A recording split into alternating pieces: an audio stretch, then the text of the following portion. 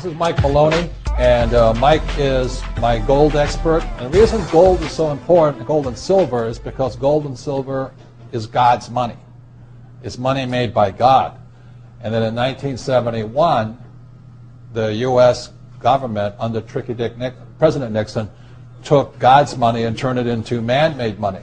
Never in the history of the world, this is the thing, never in the history of the world has this ever happened. In 1971, the U.S. and Nixon convinced the entire world to replace gold and silver with paper money. This stuff. Cash is trash. So the reason we have so much volatility in the world today is historically, since the time of the Romans and the Greeks and the French and the English and the Germans, every time they have taken God's money, like silver here, and replaced it with man-made money, there's been economic volatility.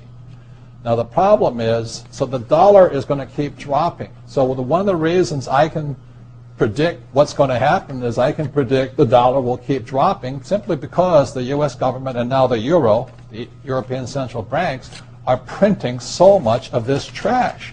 So you'll see gold going up in price, oil going up in price, real estate going up in price, because this is trash. So that's what happened in 1971, has happened throughout history. And the reason this current election doesn't make any difference is the only person they can put this back in place is a strong, charismatic leader. People like Julius Caesar, Napoleon. That's why they were such great leaders, was they actually replaced this with this.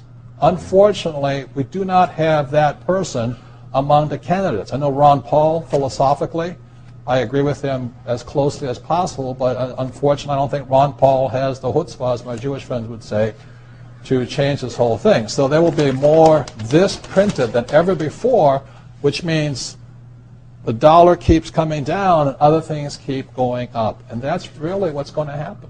It's predictable. And eventually this will go to its true worth, zero. So all of you savers out there and people trying to save this trash, you're going to lose big time.